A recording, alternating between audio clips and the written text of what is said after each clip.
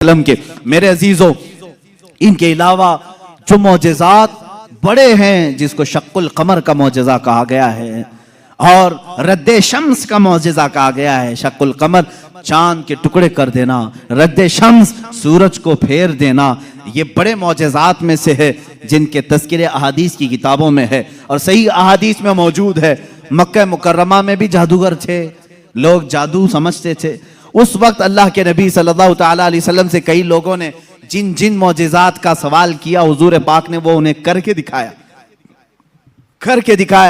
एक अरबी शख्स, एक देहाती आया और उसने कहा, ऐ मोहम्मद अरबी सल्लल्लाहु तआला अलैहि वसल्लम, मैं आपको अल्लाह का रसूल कैसे मान लूं?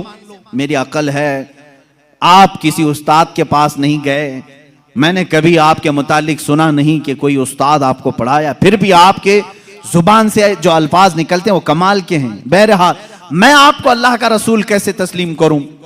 हुजूर पाक सल्लल्लाहु तआला अलैहि वसल्लम ने उससे पूछा कि क्या मैं तुझे ये सामने वाले दरख्त से कहलवा दूं कि मैं अल्लाह का रसूल हूं, तू मान लेगा?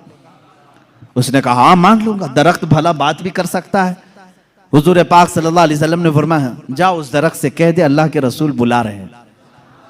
हुजूर ने नहीं बुलाया, उस देहाती से कहा, ये बात तवज्जो चाहता हूं, इस नुक्ते को समझो। हुजूर हुक्म दे, दरख्त आ जाना चाहिए ना। हुजूर ने फरमाया, उस देहाती से जो देखने आया था, जा तू खुद बोल कि अल्लाह के रसूल बुला रहे हैं। वो गया देहाती, दरख्त को मुखातिब करके कहा, ऐ दरख्त तुझे अल्लाह के रसूल बुला रहे। हदीस पाक में वो दरख्त अपने जड़ों समेत बाहर आया, काफी बड़ा दरख्त है और झूमते हुए जैसे पिंडलियों पर इंसान चलता है, बारगाह मुस्तफा में आया और ऐसे झुका जैसे इंसान रुकू में झुकता है। और उसके बाद उस दरख्त से आवाज आने लगी, अशहदु अन्नका रसूलुल्लाह, गवाही देता हूं कि आप अल्लाह के रसूल हैं। अल्लाह के नबी सल्लल्लाहु अलैहि वसल्लम ने फरमाया, दरख्त तो अपने मकाम पर वापस चला जा। वो दरख्त फिर वहीं चला गया जहां था वहीं। आज भी मक्का मुकर्रमा में उस दरख्त की जगह पर एक मस्जिद बनाई गई है। ये तुर्कियों की बदौलत बनी थी, वहाबियों की बदौलत नहीं। उस मस्जिद को मस्जिद शजरा कहते हैं, दरख्त वाली मस्जिद। उस देहाती ने बाद में कहा, ऐ अल्लाह के रसूल, जब दरख्त आपको अल्लाह का रसूल मानते हैं और सजदा करते हैं, उनसे ज्यादा हक तो इंसानों का है। मैं सजदा करूं आपको, मैं अल्लाह का रसूल मानूं? अल्लाह के नबी ने फरमाया, अल्लाह ने अपने अलावा किसी और के लिए सजदा हलाल नहीं किया, सजदा सिर्फ अल्लाह का होगा। हाँ, उसने कलमा तैयबा पढ़ा और ईमान लाया। मैं यहां बताना चाहता हूं, मौजज़ा वो है रसूल जो कह दे वो हो जाए। लेकिन यहां तो रसूल ने दरख्त को नहीं कहा, इस देहाती ने जाकर कहा, वो भी अभी ईमान नहीं लाया था, ईमान लाने से पहले जाकर कहा, ऐ दरख्त तुझे रसूल बुला रहे हैं। पता चला रसूल का गुलाम जो होता है, रसूल से जिसकी निस्बत हो जाए, जिसका कनेक्शन मजबूत हो जाए, वो भी अगर मखलूकात को हुक्म दे दे तो उसके हुक्म की वो पाबंदी करते नजर आते हैं, उसके हुक्म की पाबंदी करते नजर आ। दरख्त से पूछते अगर तुम, ऐ दरख्त क्या तू एक देहाती की बात मानकर अपनी जमीन की जड़ों से निकल आया? ये देहाती भला है कौन, तू इसकी बात कैसे मान लिया? तो दरख्त तुम्हें अपने आलम अरवाह में गालिबन ये जवाब दे दे। वो कहेगा, नादान, तू ये ना देख कि वो देहाती मुझे बुलाने आया था, ये देख वो किसके हुक्म से आया था, जिसका हुक्म था उसके हुक्म पर मैं बजा लाने के लिए इस अमल को किया। अजीज़ान गिरामी वक़ार, ये दरख्तों के मौजज़े ये ऐसे नहीं हैं कि सिर्फ हम लोगों ने लिखे हैं। तारीख के औराक आज इस बात के शाहिद हैं कि मक्का के कुफार और मुशरिकीन भी इन मौजज़ात को देखते रहे। इन मौजज़ात को उन्होंने देखा, दरख्त का निकल करके आना, हिरन का बात करना हुजूर से, ऊंट का बात करना, भेड़िए का गुफ्तगू करना, ये मक्का वालों ने सुना भी है। फसी अरबी जुबान में एक भेड़िया गुफ्तगू कर रहा था मक्का में। एक आदमी ने, मक्के वाले ने देखा भेड़िया गुफ्तगू कर रहा है अरबी में, उसका शिकार इसने छीन लिया था। उसने कहा, अल्लाह ने जो मुझे रिस्क दिया तूने छीन लिया। इसने पलट करके कहा, क्या जानवर भी अरबी बोलते हैं? उस भेड़िए ने जवाब क्या दिया सुनिए। उस भेड़िए का जवाब वो आशिक रसूल होगा। उसने कहा, ऐ नादान, जानवर का बात करना इतने ताज्जुब की बात नहीं, इससे बड़े ताज्जुब की बात तो यह है اللہ کا سب سے مقدس رسول مکہ میں ہے اور تو ایمان نہیں لاتا، اس سے بڑا تعجب یہ ہے۔ اسی سے سمجھ میں آتا ہے کہ جانور بھی یہ جانتے ہیں کہ اللہ کے رسول سب سے اعلیٰ و افضل ہیں، اشرف و اکمل ہے۔ عزیزان گرامی وقات، ایک بار ابو جہل نے پروپیگنڈا پھیلایا کہ آؤ دیکھتے ہیں محمد کی بہت صلی اللہ تعالیٰ علیہ وسلم، بہت سارے لوگ قائل ہو گئے، یہ جو کچھ بھی دکھاتے ہیں زمینوں پر دکھاتے ہیں۔ خط لکھ کر کے یمن کے ایک بہت معزز شخص جن کو حبیب یمنی کہتے ہیں بلایا۔ ابو جہل کی اچھی دوستی تھی، تجارت کی ساتھی داری رہی ہوگی۔ حبیب یمنی کو کہا ہمارے ہاں ایک ایسا شخص نکلا ہے جو ایسے ایسے دعوے کر رہا ہے، آؤ۔ اس حبیب نے کہا میں تو اپنی آنکھوں سے آ کر کے دیکھوں گا، اگر وہ جادوگر ہے تو میں سمجھ جاؤں گا کہ وہ کیسے جادو کرتا ہے، مجھے بھی تھوڑا علم ہے۔ وہ شخص حبیب یمن سے نکل کر کے مکہ آیا۔ ابو جہل نے سارے لوگوں کو جمع کیا، محمد عربی صلی اللہ تعالیٰ علیہ وسلم کے پاس آئے اور کہا اگر آپ اللہ کے رسول ہیں اور آپ جو کچھ دکھاتے یہ معجزہ ہے تو اب ہمیں زمینی معجزہ، زمینی کرتب کی ضرورت نہیں، اس لیے کہ مکہ والوں کا یہ عقیدہ تھا جادوگر جو بھی دکھا سکتا ہے وہ زمین پہ، آسمان پہ نہیں دکھائے گا، آسمان پہ جادو نہیں چلتا۔ آج بھی کوئی جادوگر آسمان پہ جادو کر کے دکھائے نہیں چلے گا۔ انہوں نے کہا زمین کی بہت ساری چیزیں دیکھی، آسمان پہ کچھ دکھاؤ۔ یہ 14ویں عید کا چاند اس رات چمک رہا تھا۔ حضور پاک صلی اللہ تعالیٰ علیہ وسلم نے فرمایا کہ اگر میں اس چاند کو 2 ٹکڑوں میں تبدیل کر دوں تو اس شخص نے کہا حبیب جو یمن سے آیا تب تو ہم آپ کو اللہ کا رسول مان لیں گے، اگر آپ کا حکم آسمانوں پر بھی چلتا ہے۔ حضور پاک صلی اللہ تعالیٰ علیہ وسلم جبل ابو قبیس ایک پہاڑی ہے مکہ میں، اس کے نیچے کھڑے تھے، سارا مجمع تھا۔ اللہ کے نبی صلی اللہ تعالیٰ علیہ وسلم نے چاند کی طرف یوں اشارہ فرمایا، اچانک چاند شک ہوا، ایک ٹکڑا پہاڑ کے اس طرف دوسرا ٹکڑا پہاڑ کے اس طرف نظر آ رہا تھا۔ یہ ایسا نہیں کہ کرتب دکھانے والے یوں توڑ کر یوں بٹھا دیں۔ اللہ کے حبیب صلی اللہ علیہ وسلم نے جو شق القمر کا معجزہ دکھایا وہ آدھی رات تک ٹکڑوں میں ہی رہا، منٹ 2 منٹ 5 منٹ نہیں، آدھی رات تک ٹکڑوں میں رہا۔ اور یہ بات صرف مکہ والوں نے نہیں، جادو ہو تو سامنے والوں کو دکھے، میاں اب تو کمال آسمان پر ہوا ہے، چاند ایک شہر میں طلوع نہیں ہوتا، پوری دنیا میں طلوع ہوتا ہے، پوری دنیا میں۔ اب میں آپ کو بتاؤں چند تاریخی باتیں۔ ہندوستان کی سرزمین پر بھی چاند کے ٹکڑے ہوتے ہوئے دیکھا تھا۔ راجہ چرمن جو کاسرگوڑ کیرلا کے رہنے والے، آج بھی اس راجہ کا فورٹ موجود ہے، وہاں سے اس نے چاند کے 2 ٹکڑے ہوئے دیکھا اور اس نے اس رات کو نوٹ کر کے رکھ لیا کہ فلاں فلاں رات چاند کے 2 ٹکڑے ہوتے ہوئے میں نے دیکھا ہے۔ پھر جب حضرت مالک بن دینار تشریف لائے ہندوستان آئے ہیں اور ان کے کمالات کو دیکھ کر کے اس نے کہا ایک رہسیہ ہے، ایک معمہ ہے جو حل نہیں ہوتا، میں نے ایک رات چاند کے 2 ٹکڑے ہوتے ہوئے دیکھا ہے۔ حضرت مالک بن دینار نے کہا وہ میرے آقا کے انگلیوں کی برکت تھی۔ کہا وہ کون ہے، کہاں رہتے ہیں؟ کہا وہ مکہ مکرمہ میں ہیں۔ رسول کریم صلی اللہ تعالیٰ علیہ وسلم کے متعلق مالک بن دینار نے جب بتایا، اس راجہ نے اسی وقت سفر کا ارادہ کیا اور اپنے کچھ ساتھیوں کے ساتھ سفر کے لیے روانہ ہوا، مکہ مکرمہ پہنچا بھی اور اسلام کی دولت سے مشرف بھی ہوا۔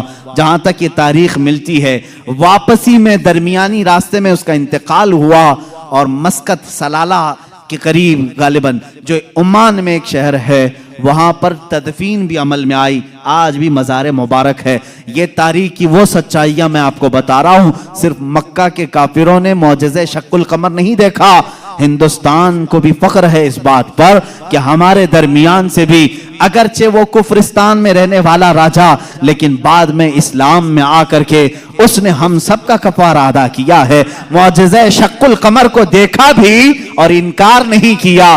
اس سے یہ معلوم ہونا چاہیے ہندوستانی وہ ہو جو میرے آقا کے معجزوں کو دیکھے تو انکار نہ کرے بلکہ ایمان لے کر کے آئے اور صحابہ کے نقش قدم پر چلے۔ یہ حقیقی ہندی ہونے کی دلیل بھی ہے، جو ہندوستانی مسلمان ہے وہ حضور کے علم غیب کا انکار نہ کرے۔ صحابہ نے انکار نہیں کیا تھا، صحابہ نے نہیں کہا تھا پیٹھ پیچھے کی خبر نہیں ہے۔ اگر تم ہندوستان میں رہ کر کے اس طرح کی باتیں کرتے ہو تو میں کہتا ہوں دیش دروہی تو اصل یہی ہے. سب سے پہلے عزیزان گرامی وقار، اب رسول کریم صلی اللہ تعالیٰ علیہ وسلم کے معجزے شق القمر کو جو ہوتے ہوئے حبیب یمنی نے سامنے دیکھا. اچھا، اور ایک دوسری تاریخ، چین میں، چائنا میں آج بھی ایک جگہ ہے، ایک مسجد ہے جہاں پر عبارت تحریر لکھی ہوئی ہے. ہمارے پاس اس کی ایک تصویر لائی تھی، اور جن لوگوں نے وہاں وزٹ کیا ہے انہوں نے بھی بتایا کہ وہاں پر تاریخ لکھی ہوئی ہے چائنا میں کہ آج کی وہ رات ہے کہ یہاں کے علاقے والوں نے آسمان پر چاند کے 2 ٹکڑے ہوتے ہوئے دیکھا ہے. جبکہ چائنا میں اسلام کہاں آیا تھا؟ اس وقت کوئی اسلام اور ایمان والا نہیں تھا. اس کے باوجود لوگوں نے جو دیکھا وہ دیوار پر لکھا ہوا ہے. یہ تاریخ کی سچائیاں ہیں، اور اس کا انکار کفر ہے. اس لیے کہ شق القمر کا معجزہ خود قرآن بیان کر رہا ہے. اقتربت الساعۃ وانشق القمر، قیامت قریب آ جائے گی تو چاند پھٹ جائے گا. اس کی تفسیر میں فرمایا چاند خود سے نہیں، حضور پاک کی انگلیوں کے اشارے سے پھٹا ہے. یہ معجزہ، اور اس کے بعد حضور پاک صلی اللہ تعالیٰ علیہ وسلم کے اس معجزے کو دیکھ کر کے حبیب یمنی نے کہا اچھا یہ تو ہم نے دیکھ لیا، لیکن اللہ کا رسول وہ ہے. دیکھیں اب یہ عقیدہ ہے اصل عقیدہ. کافر بھی عقیدہ یہ رکھتے تھے رسول وہ ہوتا ہے جو غیب کی خبریں دیتا ہے، غیب کی خبریں دیتا. اس نے یہ اپنی شکایت نہیں کی، کہا میرے دل میں ایک بات ہے جو چبھ رہی ہے، کیا آپ بتا سکتے ہیں؟ کون کہا؟ حبیب یمنی نے. حضور پاک صلی اللہ علیہ وسلم نے فرمایا ہاں تیرے دل میں یہ بات ہے کہ تیری ایک بیٹی اپاہج ہے، لنگڑی ہے اور کمزور ہے، اور اس کے جسم میں کمزوریاں ہیں پیدائشی طور پر، تجھے ہمیشہ اس کا دکھ ستاتا ہے، کاش وہ بچی صحیح ہو جائے. حبیب یمنی نے کہا بالکل میرے دل کی بات آپ نے بتائی، اور کلمہ طیبہ پڑھا. کلمہ طیبہ نہیں پڑھا، کہا کہ میں آپ کو پھر سے ملاقات کرتا ہوں، پھر سے ملاقات کرتا ہوں. ابو جہل بہت بہکانے کی کوشش کرتا رہا. حبیب جو ہے یمن کے سفر پر چلا گیا، واپس گیا، اسی شش و پنج میں تھا کہ آخر کوئی شخص میرے گھر کی بات کیسے بتا سکتا ہے؟ محمد صلی اللہ تعالیٰ علیہ وسلم یمن کبھی ادھر آئے نہیں، میرے گھر میں معذور لڑکی انہیں کیسے پتا؟ وہ یمن اسی شش و پنج میں گھر آیا، دروازہ کھولا تو دیکھا اس کی بیٹی بھلی چنگی چلتی ہوئی آ رہی، اور کیا کہہ رہی ہے؟ لا الہ الا اللہ محمد الرسول اللہ. حبیب گھبرا گیا، کہا اے خاتون، اے میری بیٹی، یہ تو بھلی چنگی کیسے ہو گئی اور تیری زبان پر یہ کلمہ کیسے آیا؟ وہ کہتی ہے آج سے چند روز قبل میں رات کے وقت آرام کر رہی تھی بستر پر، درد شدت کا تھا، اسی اسنا میں نے گھر کے دیوار پر، گھر کے دروازے سے ایک نورانی شکل کے بزرگ کو آتے ہوئے دیکھا. کہا وہ کیسے تھے؟ کہا ان کی آنکھیں ایسی تھی گلابی رنگت والے چہرے کے جن کی بھویں ملی ہوئی تھی، زلفیں کندھوں تک لٹک رہی تھی، امامے کا شملہ اس طرح تھا، پورا حلیہ میرے آقا کا وہ بتانے لگی. کہا انہوں نے آ کر کے مجھ پر دم کیا اور میرا جسم صحیح سلامت ہو گیا، اور انہوں نے کہا اے بچی تو یہ کلمہ کیوں نہیں پڑھتی؟ انقریب تیرا باپ بھی پڑھے گا. میں نے کلمہ پڑھ لیا. وہ کہتا ہے حبیب یمنی اے خاتون تو مجھ سے پہلے پہنچ گئی، اب میں گھر میں نہیں واپس مکہ جاتا ہوں. واپس آیا اور دار اسلام میں داخل ہوا. ابو جہل کو کوسنے لگا اور کہا اے ظالم تو نے جادوگر کہہ کر کے بلایا تھا، محمد کے متعلق کیا کیا پروپیگنڈا پھیلایا تھا. اور ابو جہل سے کہا بات تو اچھی ہی ہے تیری، تو نے جادو دکھانے کے لیے بلایا تھا، لیکن میں تو ایمان کا سرشتکار ہو گیا، میں ایمان کے پیکر میں ڈھل گیا. اللہ کا احسان ہے میرے عزیزو، یہ میرے آقا صلی اللہ تعالیٰ علیہ وسلم کا ایک معجزہ دکھانے کے لیے لوگوں نے کہا 3 معجزے اس وقت دکھائے، چاند کے ٹکڑے بھی کیے، اس کی بیٹی کے گھر میں اس کو صحت بھی دیا، اور پھر اس کو ایمان کی دولت سے بھی نوازا. عزیزان گرامی، حضور اکرم صلی اللہ تعالیٰ علیہ وسلم کے جو کمالات اور معجزات علم غیب سے متعلق ہیں وہ تو ایک الگ ٹاپک ہے. میرے آقا کیا کیا جانتے تھے، کیا کیا نہیں جانتے تھے، یہ ہم سب کو کہنا ہی نہیں چاہیے. پہلی بات، تم ہوتے کون ہو حضور کا علم ناپنے والے؟ تم یہ کہو کہ حضور کو یہ نہیں معلوم تھا، یہ نہیں معلوم تھا، یہ نہیں معلوم تھا. تجھے کیا کیا معلوم ہے؟ اللہ کے حبیب صلی اللہ تعالیٰ علیہ وسلم کے متعلق بعض لوگ کہتے ہیں حضور یہ نہیں جانتے تھے، حضور یہ نہیں جانتے تھے. ظالموں ذرا اپنے علم کی خیر مناؤ، اپنے ایمان کی خیر مناؤ. کہ اللہ کے نبی صلی اللہ علیہ وسلم کو قرآن کہہ رہا ہے وَعَلَّمَكَ مَا لَمْ تَكُنْ تَعْلَمْ، اے رسول ہم نے آپ کو وہ سب سکھا دیا جو آپ نہیں جانتے تھے۔ اب اللہ نے کیا کیا سکھایا پہلے اللہ سے پوچھ کے آؤ، اے رب تو اپنے نبی کو کیا کیا سکھایا ہے؟ اللہ رب العزت جانے اور اس کا رسول جانے کہ وہ کیا سکھایا اور انہوں نے کیا سیکھا ہے۔ بہرحال حضور اکرم صلی اللہ تعالیٰ علیہ وسلم کا ایک اور معجزہ میں عرض کروں، اس کے بعد میں اپنی گفتگو کو سمیٹتا ہوں۔ چاند کا شق کا ہونے کا معجزہ، دنیا میں دو بڑی چیزیں ہیں جو طاقتور، ایک چاند اور ایک سورج۔ چاند تک پہنچنے کے دعوے تو کیے ناسا والوں نے، اور سورج پر پہنچنے کی کوشش کر رہے ہیں لیکن جل رہے ہیں، پریشان ہو رہے ہیں۔ لیکن ظاہر سی بات ہے اس کا جو والٹ ہے وہ تو تم جلا دے گا، ابھی پہنچے نہیں ہیں۔ چاند میں پہنچے تھے یا پھر فلم یہیں سے بنائے تھے، اس پر بھی بہت سارے ڈیبیٹ چل رہے ہیں۔ بہت سارے لوگ انہی کے لوگ مانتے بھی نہیں، چاند پر تم گئے نہیں تھے، فلاں اسٹوڈیو میں کھڑے ہو کر کے سب فوٹو بنا کر کے لائے ہو۔ آج میری گفتگو کا یہ حاصل نہیں ہے، آج میرا وہ ٹاپک نہیں ہے۔ وہ پہنچے تھے کہ نہیں پہنچے تھے اس سے میرے ایمان کا تعلق بھی نہیں۔ ہاں ہم کو اتنا معلوم ہے کہ میرے آقا صلی اللہ علیہ وسلم مکہ کی زمین پر کھڑے ہو کر کے بھی اشارہ کر دیں تو چاند ٹکڑے ہو جائے۔ اور سائنسدانوں نے جو تحقیق کی ہے چاند کے متعلق، انگلینڈ کا ایک سائنٹسٹ ہے، اس نے کہا ہے چاند کے متعلق جو ہمارے پاس فوٹیج آئے ہیں، بہرحال یا جو کچھ بھی، اس سے ایسا لگتا ہے کہ کسی زمانے میں اس میں دراڑ پڑی تھی، اس میں کبھی دراڑ پڑی تھی، کبھی یہ ٹوٹا تھا، ان کو معلوم نہیں توڑا کس نے تھا۔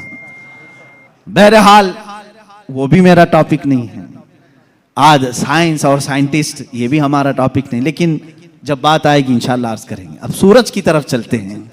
بات یہ تھی مولا علی کرم اللہ وجہہ الکریم رسول کریم صلی اللہ تعالیٰ علیہ وسلم کے ساتھ ایک مقام پر آرام فرما رہے تھے جس کو صحبہ کا مقام بتایا گیا۔ امام جلال الدین سیوطی رحمۃ اللہ تعالیٰ علیہ نے بھی اس حدیث کو نقل فرمایا، فرماتے ہیں حضور پاک صلی اللہ تعالیٰ علیہ وسلم نے عصر کی نماز ادا کی اور حضرت علی کو کہا بیٹھ جاؤ، اور ان کی گود میں اپنا سر مبارک رکھا اور سو گئے۔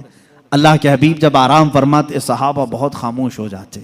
حضرت علی نے یہ کہا بھی نہیں کہ میری نماز ابھی ہوئی نہیں، اللہ کے نبی آرام فرما رہے تھے، حضرت علی انتظار میں رہ گئے، کیا آپ بیدار ہوں گے تو اٹھوں گا عصر پڑھ لوں گا، لیکن اسی انتظار میں سورج غروب ہو گیا۔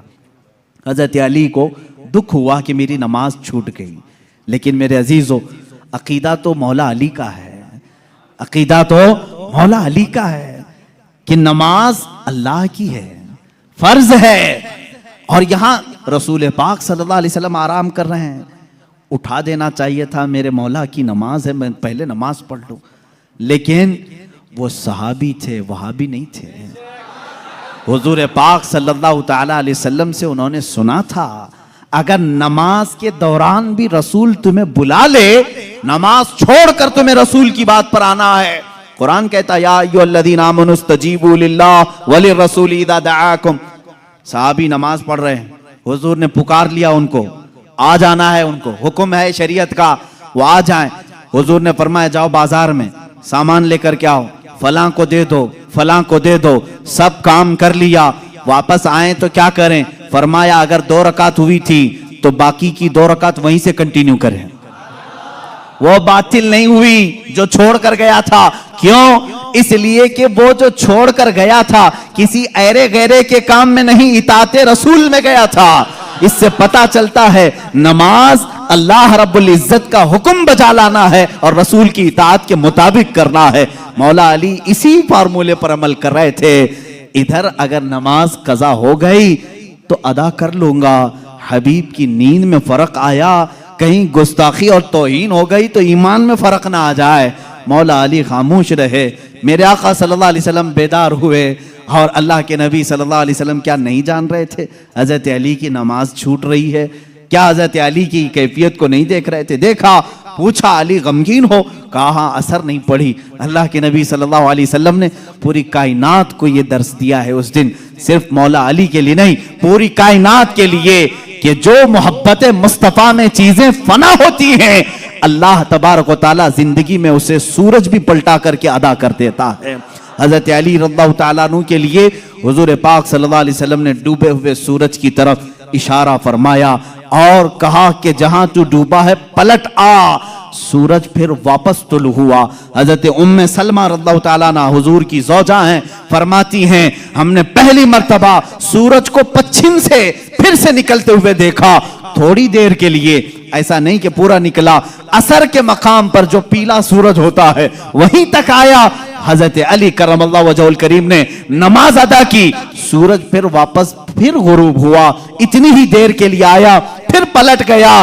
اسی لیے امام اہل سنت فاضل بریلوی رضی اللہ تعالیٰ عنہ فرماتے ہیں سورج الٹے پاؤں پلٹے چاند اشارے سے ہو چاک، سورج الٹے پاؤں پلٹے چاند اشارے سے ہو چاک، اندھے نجدی دیکھ لے قدرت رسول اللہ کی، اندھے نجدی دیکھ لے قدرت رسول اللہ کی، اشارے سے چاند چیر دیا، چھپے ہوئے خور کو پھیر دیا، گئے ہوئے دن کو عصر کیا، یہ تاب و تواں تمہارے لیے، زمین و زمان تمہارے لیے، مکین و مکان تمہارے۔ رسول کریم صلی اللہ تعالیٰ علیہ وسلم کے معجزات، سورج کا پلٹانا یہ میرے آقا کے عظیم معجزات میں سے ہے، عظیم معجزات میں سے۔ کس کے لیے پلٹایا گیا؟ مولا علی کرم اللہ وجہہ الکریم کے لیے۔ عزیزان گرامی، تاریخ میں، اب معجزات کی تاریخ میں بہت ساری چیزیں موجود ہیں، یہاں تک کہ مردوں کو زندہ کرنے والا جو معجزہ ہے، میں نے وہ بچوں کے متعلق بتایا۔ دوسری حدیث ہے، حضور پاک صلی اللہ تعالیٰ علیہ وسلم خود فرماتے ہیں میں حجون مکہ کے قریب جو جنت المالا قبرستان ہے وہاں پر تھا، میں نے اللہ کی بارگاہ میں عرض کیا کہ مولا میرے ماں باپ کس حالت میں ہیں مجھے دکھا۔ حضرت بی بی آمنہ اور حضرت عبداللہ کے متعلق یہ خبیث آج انگشت نمائی کرتے ہیں، انہیں کافر کہتے ہیں، انہیں مشرک کہتے ہیں۔ سنو حدیث پاک، یہ حدیث ثابت ہے، امام جلال الدین سیوطی رحمۃ اللہ تعالیٰ علیہ نے اپنی کتاب میں لکھا ہے التعظیم والمنہ فی ان ابوئی رسول اللہ صلی اللہ علیہ وسلم فی الجنہ، کتاب ہے اس میں حدیث بھی ہے۔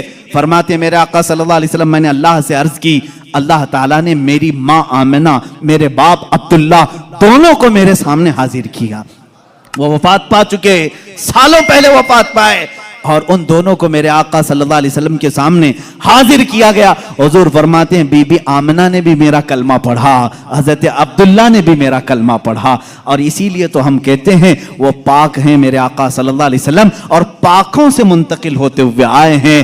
حضور اکرم صلی اللہ تعالیٰ علیہ وسلم کے متعلق جو یہ عقیدہ رکھے گا کہ ان کے آبا و اجداد کافر تھے، تو میں سمجھتا ہوں دنیا میں اس سے بڑا بدبخت کون ہے، اس سے بڑا ایسا حرمہ نصیب جو حضور پاک کے آبا و اجداد پر طعنہ زنی کرتا ہے۔ عزیزان گرامی، ہمیں تو بریلی کے امام نے یوں کہا ہے تیری نسل پاک میں ہے بچہ بچہ نور کا، تو ہے عین نور، تیرا سب گھرانہ نور کا۔ حضور سے لے کر آدم علیہ السلام تک کا جو گھرانہ ہے وہ سب گھرانہ نور کا ہے، اور نور کفر میں نہیں جا سکتا۔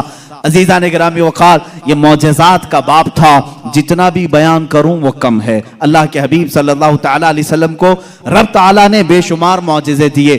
آخری بات جو شروع میں نے کہا تھا، اور معجزے اس مقام کے لوگوں نے دیکھا، اس زمانے کے لوگوں نے دیکھا۔ موسیٰ علیہ السلام کا معجزہ ان کی قوم نے دیکھا، عیسیٰ علیہ السلام کا معجزہ ان کی قوم نے دیکھا، سارے نبیوں کے معجزے ان کے زمانے کی قومیں دیکھتی رہی۔ محمد عربی صلی اللہ تعالیٰ علیہ وسلم کو اللہ نے ایک معجزہ ایسا دیا جو ہم بھی دیکھ سکتے ہیں، قیامت تک دیکھ سکتے ہیں، قیامت تک دیکھ سکتے ہیں، اور وہ معجزہ ہے اللہ کی کتاب قرآن مقدسہ۔ یہ رسول کریم صلی اللہ علیہ وسلم کا معجزہ ہے جو کافروں کے سینوں پر آج بھی چیلنج بن کر کے پکار رہی ہے۔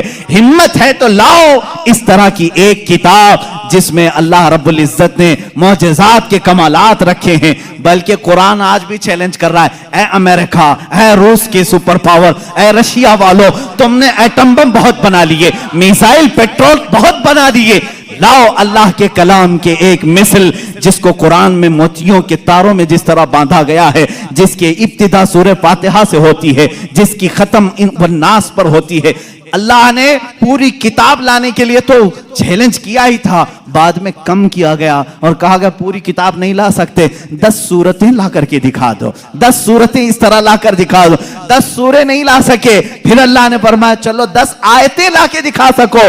اے میرے عزیزو، فخر سے کہو اے مسلمانوں، آج بھی زندہ جاوید معجزہ رسول اللہ کا ہمارے درمیان موجود ہے، وہ اللہ کی کتاب قرآن مقدسہ ہے۔ کوئی اگر تمہارے حقانیت کی دلیل تم سے پوچھے، تمہارا مذہب حق ہے، کیا دلیل ہے، اس کے سامنے قرآن پیش کر دینا۔ قرآن 14 صدیوں پہلے آج کے ہونے والے واقعات بیان کر رہا ہے، تیرے بھی پاس اس کا کوئی جواب ہے تو لا کر کے دکھا دے، اس لیے کہ رسول اللہ کا معجزہ ہے۔ دوسرا میری طرف سے چیلنج ہے، سارے کمپیوٹر، سارے ویب، جتنے بھی انٹرنیٹ کی دنیا ہے، سارے ہیکر جو اس زمانے میں بڑی بڑی بینکوں کو ہیک کرتے ہیں، سب سے میرا چیلنج ہے، آؤ اللہ کی کتاب قرآن مقدسہ کو ہیک کر کے دکھاؤ اور ایک آیت ہیک کر کے دکھاؤ، میں مان لوں گا۔ ایک زبر ہیک کر کے دکھاؤ، نہیں کر سکو گے۔ تم نے دنیا کے بڑے بڑے پارلیمنٹ کا ڈاٹا چرایا ہوگا، اللہ کے کلام کا ایک زبر نہیں چرا سکتے۔ یہ میرا چیلنج ہے، ہیکر سب جمع ہو جاؤ، اللہ کی کتاب کو ہیک کر کے دکھاؤ، انشاءاللہ العزیز صبح قیامت تک نہیں کر سکو گے۔ مجھ جیسے کروڑوں لوگوں کو اللہ نے پیدا کیا جن کے سینوں میں اللہ نے یہ قرآن محفوظ کیا ہے۔